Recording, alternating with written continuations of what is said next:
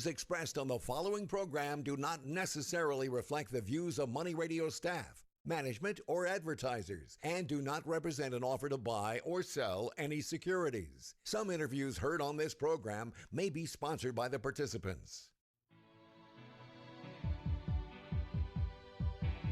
It's time for Health Futures with Cypress Home Care Solutions, Bob Roth. This is Arizona's only show dedicated to providing you with expert advice on how to live a longer, healthier, and happier life. To learn more, call 602-264-8009. That's 602-264-8009. Now, here's your host, Bob Roth. Good afternoon. You're listening to Health Futures, Taking Stock in You. I'm your host, Bob Roth, and it must be Friday. And indeed, it is Friday. We're coming at you live from the Scottsdale Air Park Studios. Money Radio, 1510 AM, 105.3 FM, and the World Wide Web, moneyradio1510.com. If this is the first time you're tuning in, our show is about how our older adult population can live a healthier, happier life. How do we do that? We do that by bringing extraordinary guests to the show. We've been bringing guests here to the community and to Money Radio for 8 years now. And if you want to catch any of our broadcasts, go up to our website at cypresshomecare.com. Click on the media button. Third button down is radio show. And you'll catch this show and you'll catch about 400 others that we have been bringing to you. So without further ado, I want to introduce our guest here today. First time I'm meeting her, and she has an extraordinary organization and has got an extraordinary background. So I'm going to want her to talk a little bit about her background, and then I want to talk to her about what she is doing now. So Candy Valentino, the CEO of Founders Organization, is here in the studio with me. Welcome to Health Futures. How you doing, Candy? I'm great, Bob. Thank you so much for having me. I appreciate it. It's good to have you. And, just in the limited time I've met you, you are an entrepreneur at heart. I am. I feel like I've been born that way, for sure. And I think you have, too, because you're really young and you've done a lot of different things. So to tee it up for our listeners, can you tell us a little bit about you and about your background? And then I want to dive deep into the Founders Organization. Yeah, of course. So I'm originally from the East Coast. I grew up in a really small town, and I started my first business when I was 19 years old. I graduated from, I always say I had no degree, no corporate background, no money, and just had no plan B and wanted to build a business. College just kind of wasn't my thing. So started that first business and really just grew that. I was running payroll and growing teams before I could legally order a drink.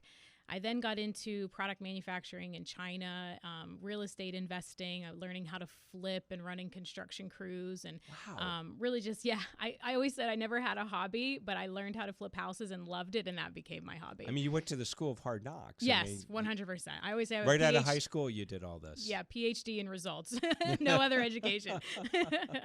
But so really, I'm just self-taught. I'm just, you figure things out when you start a business. Very commonly, a lot of people, you don't know what you're doing, but if you continue to show up and you continue to put yourself out there and do the hard work and play the long game and delay that gratification, things work out. And so I've been blessed that I've had built incredible teams. I had an exit of my last company in 2019. I started a nonprofit back on the East Coast where we've saved thousands of animals' lives and have programs for at-risk youth. And that's still in existence today, Animal Friend Sanctuary. So we have an adoption center and a 62-acre farm sanctuary. So really have just been an entrepreneur, like you said, but also contribution and giving back has been really important to me. It's just in my ethos since I've been little. I did my first little fundraiser at 8 years old. Well, I got to tell you, it's interesting. I mean, animals, that's near and dear to me. And it's amazing that you're doing that kind of work. Being an entrepreneur and doing nonprofit work, what do you do in your spare time? Yeah, that is my spare time, right? Yeah. I think, the reason to entrepreneurship and even with what I do now, why it's so important to me to help other people is I really think that when, you can have financial health and stability, it gives you the ability to then infuse your money and your time into other charities, right? It's like when you can barely make your own bills and you can barely pay things for yourself, how can you contribute to other missions foundations and causes and, organizations that are important to you. So that's another reason entrepreneurship is really important to me, so that people can first get themselves financially solid, and then they can really contribute and make a massive, massive difference. Wow. I'll tell you what, you've got a lot of energy and you exited your last business in 2019 and it brought you here to Arizona. So I think it is a great segue to really talking about what you're doing with Founders Organization. I love the name, and I really want to learn more, and I know our listeners want to learn more too. It sounds like this is a great audience for what you're doing now. Yeah, so I moved here full time in 2019. I have loved Arizona since the very first time I stepped foot here. It was about 15 years ago or so, and I was like, oh my gosh, I want to move here, but I had so many other things obviously going on. I couldn't just pick up and move. Right. So once I had that exit, I moved here and took some time off. COVID hit like 3 months after I moved, and was just like, had my consulting clients and was helping people. And I thought, you know what? I feel like I'm holding on to a lot of knowledge that I can really condense decades into days for people by working with them on their business and breaking through some of their plateaus. So I really created the Founders Organization for that, is to be able to, it's the only organization that's really been created by founders that have not only experience in startup and scale, but also acquisition and exits. And a lot of times today, especially, my generation and the younger, there are a lot of people doing masterminds and they're calling themselves business coaches, but they've never once built a business before they decided to be a business coach. So there's this disconnect that, there's a lot of things that you learn in life through your mistakes, as I'm sure you know, right? Oh, absolutely. We either learn from mentors or we learn from mistakes. And oftentimes it's the latter. I call it a stupid tax. Exactly. We pay stupid taxes, right? Absolutely. And we don't want to ever pay those taxes again. Right. Yeah. And I feel like if we paid it once, being able to help somebody else lessen that expense, Right. I always feel like I made millions of dollars in mistakes. So if I can share them with someone else, like I've already paid that money, you don't have to. Exactly. So that's really what Founders Organization is. It's a business development and entrepreneurial education group that is not just theory. It's not just from somebody that's regurgitating information that they heard on the internet. It's from people who have actually done it. Like we have obviously Damon John from the Shark Tank. We've got Rick Steele, who's here local. He's built a $13 billion company. I mean, we have a lot of great multi-million and multi-billionaires that are a part of this and just really want to give back to other entrepreneurs. Well, you mentioned Damon John, and I know we're getting ready to wind down our first segment. You got an event coming up. So I'd love for you to use this platform to plug that event, tell our listeners about it, and after you tell us about that event, then we'll come back and do a deeper dive into what you're doing in Founders Organization. Yeah, great. So on October 20th through the 22nd, right here in Arizona, in Phoenix at the Canby, we're having an event with Damon John, with Rick Steele, with a lot of my friends that have built multi-million, like Amy Lacey, who created, like she didn't just come up with a company that does this. She created cauliflower crust for pizza. Wow. Like she's the one that invented that, created a company around it, has done, tens of millions of dollars in revenue, and has stepped out as CEO and is now founder. She's going to come on and talk about consumer packaged goods and how to scale and build a mega brand. And some other of my friends that have built, 8 and 9 figure companies that, are doing online businesses and have like online members and memberships. And so there's a really wide diversity of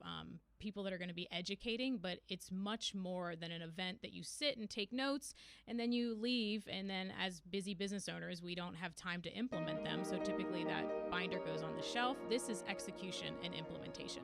So how do they learn about this event? So they can go to www.foundersorganization.com, and founders is plural, foundersorganization.com. And I think we have a special for your listeners too. You do. You have a friend special. Right? Yeah. So we have a friends and family for anyone that's listening here. If you go to that site and you enter the code friend singular, you'll get $1,000 off whichever ticket you choose. I think we're down our first segment. So Candy, stick around. We got 3 more segments. Our listeners, please stick around. You're listening to Health Futures. I've got Candy Valentino, CEO of Founders Organization, here in the studio with me. Now back to Health Futures, taking stock in you. If you have questions about your own or your loved one's future health care, Call 602-264-8009. Now, here's your host, Cypress Home Care Solutions, Bob Roth. Welcome back. You're listening to Health Futures, Taking Stock in You. And if you're just tuning in, we're in our second segment here. I've got Candy Valentino. She is the CEO of Founders Organization. And if you missed that first segment, it was awesome. So you got to go up to our website at cypresshomecare.com. Click on the media button, third button down as radio show. So when we left off at that first segment, we talked about this big event that you've got coming up. And, you know, just to give a final real quick tease on that, you're hosting this event. It's called Business Accelerator Live, and it is in Phoenix at the Canby Hotel, October 20th to the 22nd. What are the hours? So VIP, we have a VIP reception on Wednesday night is when it starts. Okay. And then it's basically, you know, we're including breakfast and lunch and everything. So 8 a.m. we've got breakfast starting, and then 9 to about 5, the sessions will run each day on Thursday and Friday. And then Damon is hanging out on Friday night, and we're doing a book signing for a VIP and a meet and greet. So, you know, just imagine, like, if you had the chance to ask somebody who's done $6 billion in sales or $13 billion in sales, like Rick Steele, like, what would you ask them? And how could that one question pay dividends in your business and in your financial health? I think it's a really good thing to think about. Well, and I also think it's great that you bring these people together because they're willing to share. Yeah. I mean, you know, a lot of these people are not touchable. Right. You can't even get to them. Sure. But you're bringing them all together here in Phoenix. Yeah. And in order to be able to attend this event, you go to foundersorganization.com. Yes, foundersorganization.com. And if you use coupon code FRIEND, you'll get $1,000 off as a listener of the show. So you told us in the first segment about you being an entrepreneur at heart, and you went to the School of Hard Knocks, and you've done a number of different things, and including starting a not-for-profit, which really says a lot about you. But, you know, I think one of the things that I've read about you that makes you special is that, you know, you talk about financial health, and I want you to do a deeper dive into that. Talk to us about what that means. So a lot of people say financial health, but really, like, what does that exactly mean? And when I look at it, I always say that, you know, there's 5 different aspects of it. And so just to kind of cover them quickly, and then if it's okay, we can break them down a little bit to see if that helps your listeners just kind of think them in these different buckets, right? When I break something down, or I help an entrepreneur with their business, or somebody that wants to scale or grow their revenue, it's like you can hear strategy and theory, but if you don't get the practicality and the steps of how that actually works and it's broken down into steps, it just becomes very overwhelming. So there are 5 aspects to financial health, and the first is savings, right? And that's just the need to keep money aside to cover any sudden financial need. The second would be investing, which a lot of people confuse the two, but they're very different. Investing is how to grow your money so that you can achieve more of whatever it is that you aspire to do in your life. The third aspect is financial protection, and that, of course, is done mostly through insurance. That's going to ensure that you and your family are just able to get through any difficult times that may come. The fourth, which I probably talk about the most, is tax planning, because in businesses, many business owners don't understand it's not always about the revenue. It's also, you might be bleeding money out of your bottom line if you don't know tax strategy, and you're just, you know, you're not properly deducting a lot of your expenses. So, you know, everyone needs to know about tax planning, and they also need to know that not all tax preparers are tax strategists, and there are very different functions. Right. So that's the fourth aspect. The fifth would be obviously retirement planning. You know, that's just so crucial to make sure that you have enough money so that when you aren't working any longer, that you can still live. And we can break those down in further detail if it might be helpful. Well, it's interesting. I mean, we're still in this pandemic, right?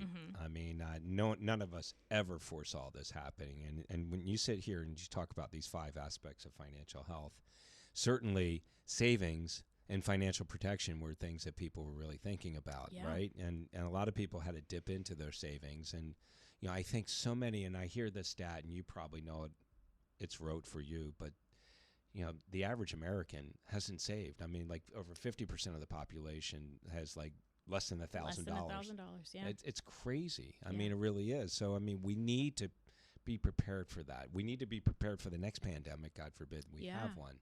Yeah, there's always going to be something, right? I've been in business long enough. It was 9/11. That created a lot of uncertainty in the markets. And then you've got 2008 created uncertainty, and now this. So there's always going to be the next something. It may not be in the form of COVID-19, but it's going to be something. And so I think that a lot of times, too, people don't necessarily understand that when they're not prepared for that, the amount of stress that adds to your life, like it's always like choose your hard. Right? Yes, it's going to be hard to save and maybe not spend as much as you are, but it's also really going to be hard if you're not prepared. So they're both hard, but choose your hard. Choose which one you want. So I think that, savings is so important because of emergency situations like this. And as a rule of thumb, they always say 3 to 6 months. Like, what is your living expenses currently? And making sure that you have that set aside.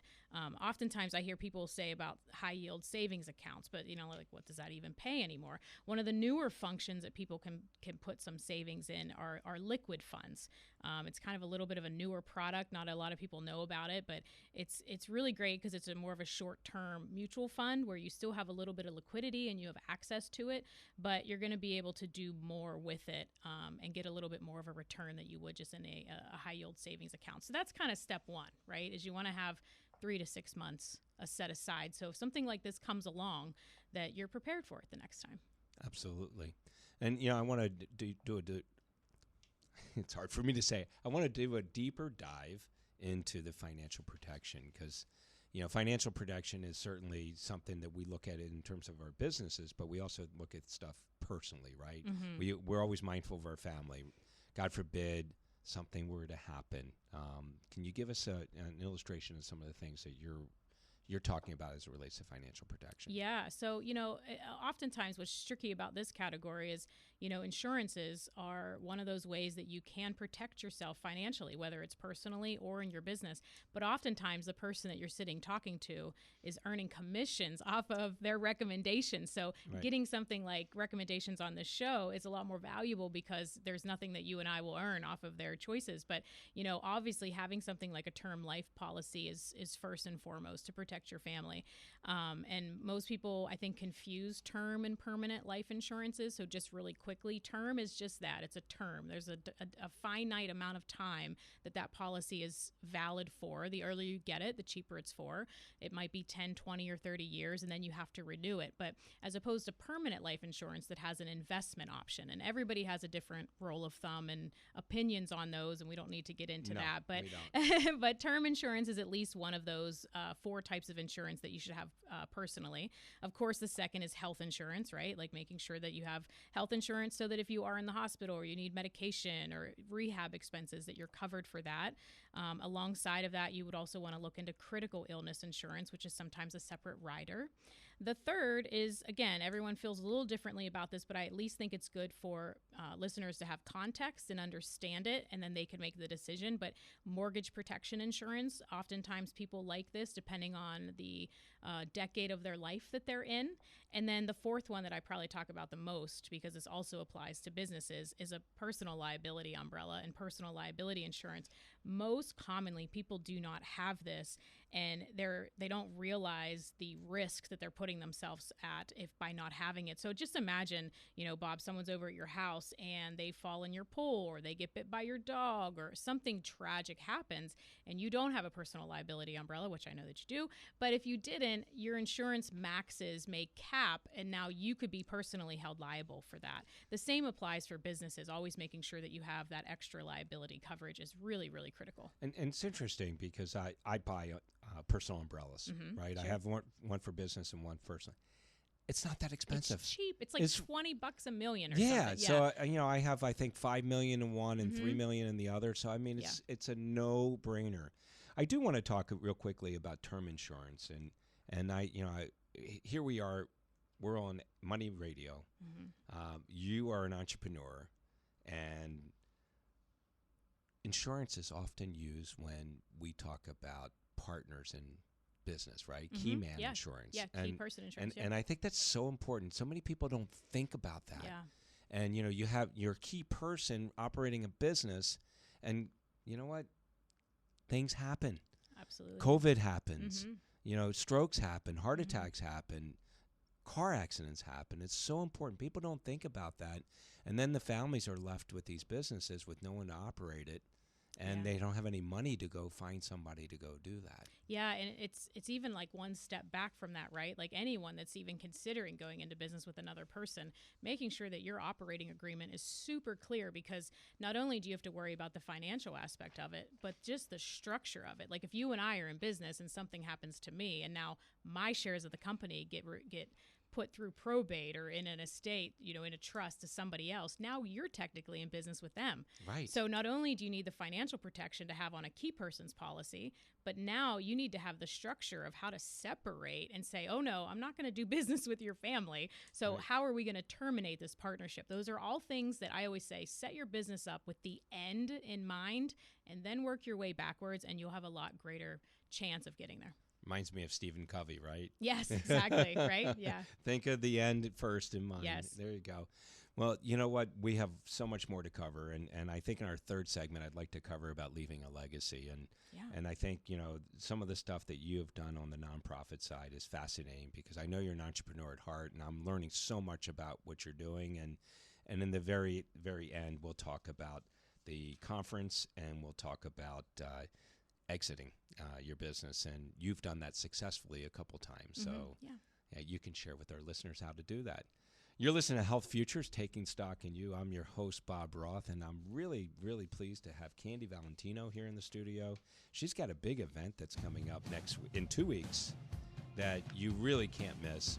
We'll plug that in the second half, but it's halftime here at Health Futures. Stick around. We'll be right back.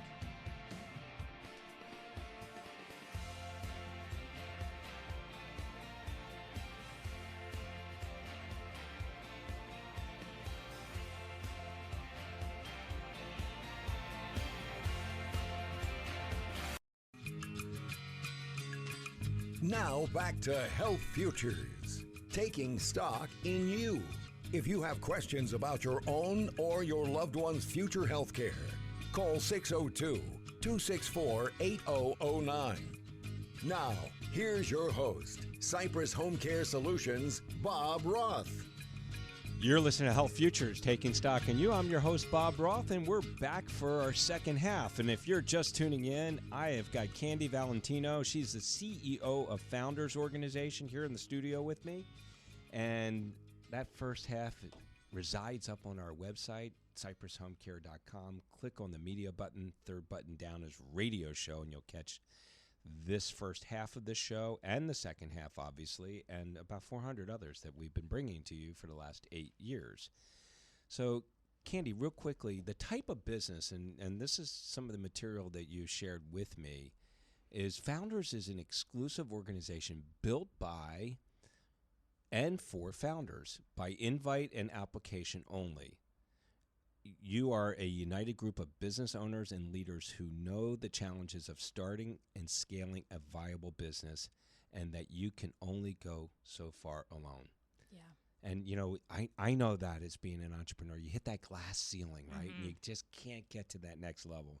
You want to be at 10 million and you're at 8 million, or you want to be at 5 million and you're at 2 million, and you just need some help. And I think, and please share with our listeners, the premise behind this is to be talking to other people that can share insights and best practices to help you get to that next level. And there's I would imagine that anything can be shared in the context of that privacy moment where you can share information about your businesses and what's going on. Yeah. And ask for advice. Yeah, and that's what's so important. I don't know whose quote this is, but I know somebody has said this.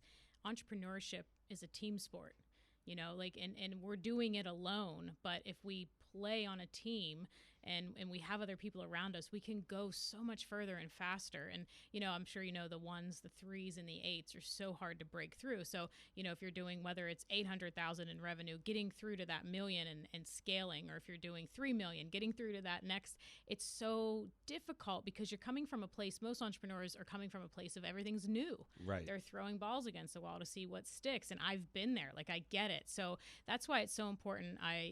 Back when I started in 1999, There weren't a lot of these awesome groups available, at least certainly not in my neck of the woods. And so you really felt like you were on an island alone, especially as a female in business at that time. Right. So to be able to lean on other people's experiences and, hey, what does this work for you? Or who's your vendor for this? You can really shave so much time off of the process. And any time that you can buy time, well, that's a good investment. So this here is going to help you shave a lot of time off of your journey and get you clearer so that you can grow faster. It's lonely at the top. Yeah. It can be really lonely. It can be. And so many people, that are employees of people that are founders and entrepreneurs feel like, I wish I had their job. No, sometimes I wish I was an employee. Because I have to make a payroll and I got to pay the bills and I'm responsible for all this. It'd be nice not to have that. It never leaves your mind. And so to be around other people, the conversations are so different when they understand those same struggles and worries and just things that you go to bed with on your shoulders at night. So you have a massive amount of energy and you obviously, and I use the words School of Hard Knocks. I mean, you've learned along the way, but you've had some mentorship. And, when we were at halftime, you told me just a little bit about your dad, but I would love for you to tell us a little bit about what he has done for you in terms of in engaging you and giving you the firepower to do what you're doing. Yeah. So most kids, go to school and then they do a sport, right? You're learning soccer or baseball, or if you're a girl, you're doing dance or cheerleading. Every day of my life got dropped off at my dad's business. My dad was an auto mechanic. He only has an 8th grade education. He grew up super poor, one of 13 kids. Whoa. Dead middle.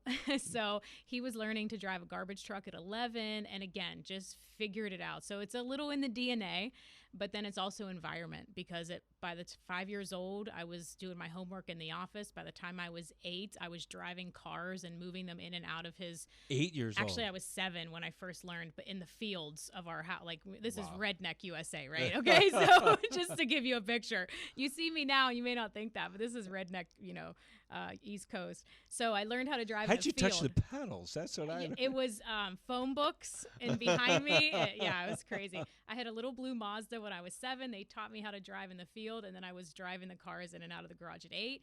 I was, telling his one worker when he could go and schedule his lunches and answering the phones. And Love that. I did that till I was 16. I really only had one job. That's why I always say I'm unemployable because I did my dad's garage. I had one job at Chick-fil-A when I was 16, and then I started my company. So, I learned a lot, but it was just through that process of how you treat people and how you appreciate people and how my dad would take care of other people's cars. And I would hear all the things they would say about, I took it down to this guy and he ripped me off and I can always trust you, Clay, And so just little things like that, it just is ingrained in you. So while most kids learn dance, I learned business. It's interesting, especially with auto mechanics. There has to be so much trust. Yeah. Because I've been there and I feel like I got, so taken advantage of in my younger years. Nowadays, I open up a hood and I have no idea what's in there. Yeah, well, nowadays it's all computers and, they have all this fancy stuff. But back then it was like you needed to know all of that stuff. Sure. So I teed up this segment talking about, you sharing with our listeners about leaving a legacy. And I'd love for you to talk a little bit about that. Yeah, so for me, I was about 26 years old when I started my nonprofit. I was doing real estate investing like I was sharing with you, and I bought a building that I didn't need. And I was just like, oh, it was a great deal, so I bought it. I'll figure out what I do with that. And I know any real estate investors that's listening totally understands what that means. And I just was driving by one day, and I felt like I really had this strong calling to put a nonprofit there and to give back to the communities that supported me and my businesses and the people that I learned so much from. So I didn't know how to do that, but just like everything else, you just figure it out. And it's just you ask yourself the right questions. A lot of times if we sit and we're thinking, oh, I don't know how to do this, well, you're never going to know how to do that. But if you ask solution-based questions and, okay, well, what would I need to do next? What's my next best step? And you just continue to ask those solution forming, your brain, it's amazing, will really help you find those answers. So I started that, and we've now gone on to save, thousands of animals' lives and have incredible programs for the community. But what I think is really important for people to know is, there's multiple ways to leave a legacy. And for some reason, I'm not sure why, but starting a nonprofit, people think it's glamorous or it's great. It's actually a lot of work, and most nonprofits fail because they don't have business experience. Nonprofits, you are running a business, you are marketing, branding, employee management. You're doing every single thing that businesses are doing. You're just not getting any profit from it. That is the only difference. And there's a few differences in words. Instead of revenue, it's contributions and donations or support, right? But it's the same things. So there's multiple ways that you and your listeners can leave a legacy. And one thing I didn't realize was starting a nonprofit that I also gave people the ability who loved animals and loved contributing just as much as I did. I gave them an opportunity to volunteer. So there are a lot of people that, building a nonprofit is a ton of work. You may want to align with another mission or another organization that you want to volunteer at or you want to support. And that is really great. So you hear the music.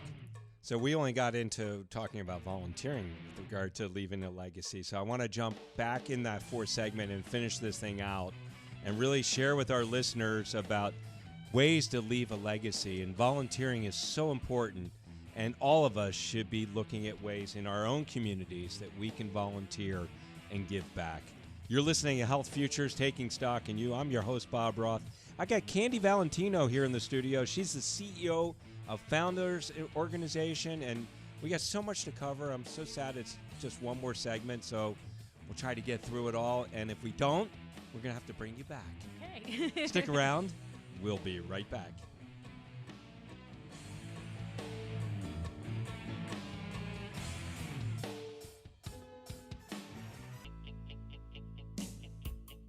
Now back to Health Futures, taking stock in you.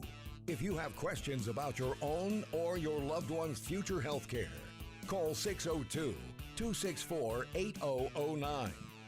Now, here's your host, Cypress Home Care Solutions, Bob Roth. Welcome back. You're listening to Health Futures, Taking Stock in You. I'm your host, Bob Roth, and if you're just tuning in, we're in our fourth segment here, and I've got Candy Valentino here. She's the CEO of Founders Organization. And before we pick up on what we were talking about in that third segment, I really want to be able to give you a plug for your big event. You're hosting a Founders Business Accelerator Live in Phoenix. It's on October 20th to the 22nd. You're hosting it at the Canby Hotel right there at the Biltmore. And if you want to buy tickets, go to foundersorganization.com. And if you have any information or if you want to email them, go to events@foundersorganization.com. Did I cover everything? You did. I want to make sure we plug that because you've got an extraordinary cast of people coming there to really help a lot of these entrepreneurs out. As you and I were talking about in the third segment, the ones that are hitting the glass ceiling, not able to grow, and there's nothing better than to learning from people that have done that. Yeah, and we're making it even easier by everyone that's listening. If you use coupon code FRIEND, you'll get $1,000 off your ticket too. So we're making it easier for you to get there. There you go. So when we left off on our third segment, we were talking about leaving a legacy. And you were taking us through, some of the steps in leaving a legacy. And I'm just fascinated by you having created not-for-profits yourself and been a business entrepreneur, very successful, getting into businesses and exiting businesses. But, giving back to our community is so important. Yeah. And you started talking about volunteering, and volunteering is really important. But what are some of the other ways that you can leave a legacy? Yeah, so as everyone I'm sure is aware, nonprofits got hit really hard during COVID, and it's multi-factor. It's not just donations, but it's also a lot of our volunteers were either ill or maybe too scared to come out during COVID. So we had to expand staff hours and hire more staffs. And so it was a really a perfect storm, if you will. So it's really important. But, if maybe you're not in a position of volunteering or you want to do even more, one thing that I can tell you is it is a lot of work to start a nonprofit, like we were saying, but there's other ways that you can give back that are a lot easier. And a donor advised fund is one of them. You still get a lot of tax savings. You get breaks on that. You have control control of your money still, so you can pay it out. And there's a lot of, like, the Arizona Community Foundation, for example, can help you set that up. Very little investment as far as what you have to put in to start it. And then, of course, if you want to do something bigger than that, they have the ability to do endowments. So there's a lot of ways that people can get involved. It depends on their specific situation. Of course, there's ways that you can do charitable gifts with your investments or leaving a legacy through life insurance. We have been so grateful to be blessed by people that have passed on and have named us in their wills. That has created us a play yard for the animals. We were able to create another building because of that. So that's another really great way to help organizations. The other one too is, let's say, for example, just leaving a legacy for your family. Like, a lot of times leaving a legacy with donations is one part of it, but leaving a legacy to your family. And a client of mine who's actually a trust attorney, we had kind of talked about doing something like this, and I thought it was really cool as far as leaving a legacy book for your family. Like, writing down stories. Like, I can't tell you how many things that, my grandfather died when I was 5. Like, I don't really know much about him. Like, to have had a book that told me a little bit about, like, what he did and what he was like as a kid, like, would be really cool. So, if you're listening, maybe that's something that you want to start. Like, what was your grandfather doing, or maybe your great uncle married your great aunt when knowing her for 3 days. I actually know that somebody did that. I thought that was cool. Or, maybe your Aunt Betty served as, like, a nurse in World War II. Like, something like that would be just a really cool thing to leave. Yeah. I think would be really impactful. And I've seen people do this, and I need to do this with my own dad, is videotaping. Yes. And audio taping. I mean, and having them tell you the stories when you hear it firsthand. Yeah. Because those stories are lost. They're totally gone. I lost my mother almost 20 years ago, and I found pictures, and I didn't know who some of these people were. I mean, it's really, really hard. So, I mean, that legacy book is big. Yeah, and we get so busy, so we don't take the time to sit down and do it. But, man, what incredible would it be is if you actually sat down and did that for someone or with someone. And then the last thing I always talk about to just think through is, doing a charitable remainder trust. And that may sound, if you've never heard of that before, you definitely want to talk to an attorney and do some research. But a charitable remainder trust is, in essence, an irrevocable or irrevocable, however you pronounce it, trust where you're going to get a stream of income as you put money into that trust. And then once you pass, the remaining of that trust then gets passed on. So you get the tax benefit of it. You also get the tax deferral and not paying taxes, but then you get to pass it on very easily. It doesn't go through probate. So the organization actually gets a lot more of the money because it doesn't have to get eaten up in expenses. And no taxes. CRTs. I've Yes. heard of CRTs. They're awesome. So I want to shift gears and really talk about exiting businesses and corporations. Sure. Or corporate jobs and what's next. And you have done this several times, so I'd love for you to share with our listeners as we wrap up our show. Yeah, so a lot of people say, what do I need to do to exit my company? And the challenge is if you're asking it 25 years in, it's a little trickier than if you're asking it when you're building it. Because if you start with the end in mind and you know what you want that business to be as a vehicle for you, if you're going to sell it, if you're going to gift it, or if you're self-employed and you just close it at the end, thinking that through first is going to be really important, and it's going to set your plan up. If you're in that position where you're like, okay, I think I'm ready to sell and I really have an asset that's worthy of it, what's going to determine your return on EBITDA, which, and if your listeners are like, what is that? That is just basically earnings before interest, taxes, and amortization. EBITDA is just an acronym.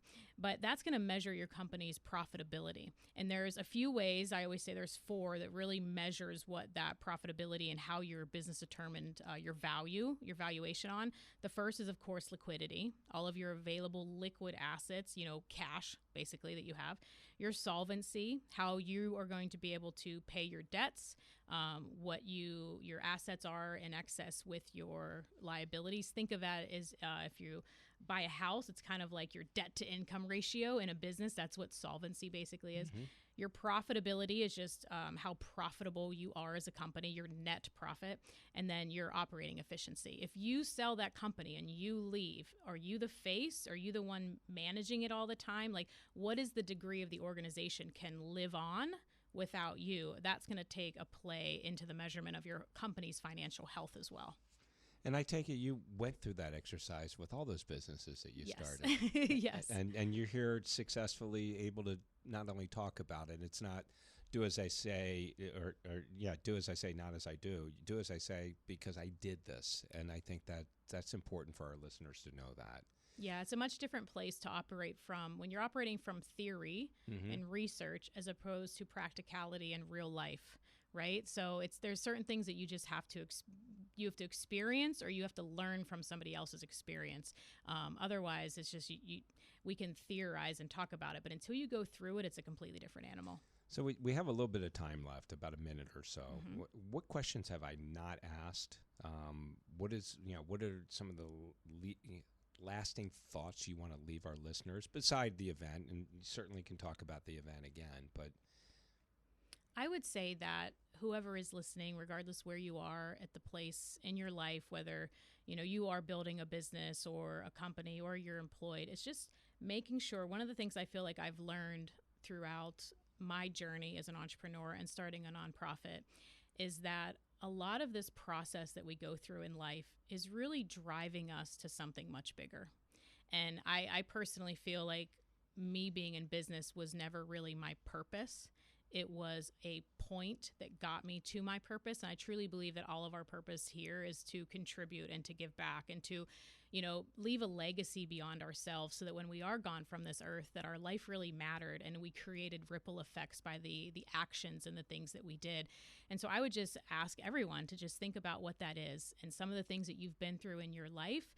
Does that lead up to maybe your greatest contribution to the world, to your family, to your community, and making sure that money health is actually going to get you closer to your purpose and closer to fulfillment?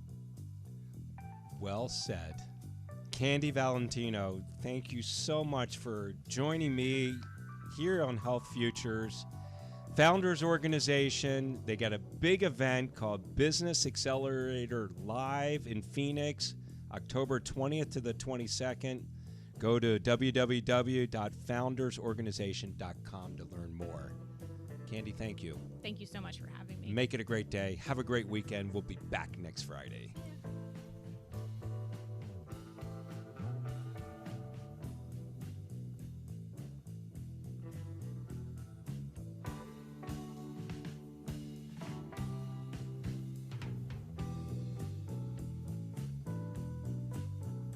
There's no place like home. You've been listening to Bob Roth's Health Futures. If you have questions about your own or your loved one's future health care, call Cypress Home Care Solutions at 602-264-8009. That's 602-264-8009. Or visit cypresshomecare.com. Be sure to join Health Futures with Bob Roth every Friday at noon, right here on Money Radio 1510 and 105.3 FM.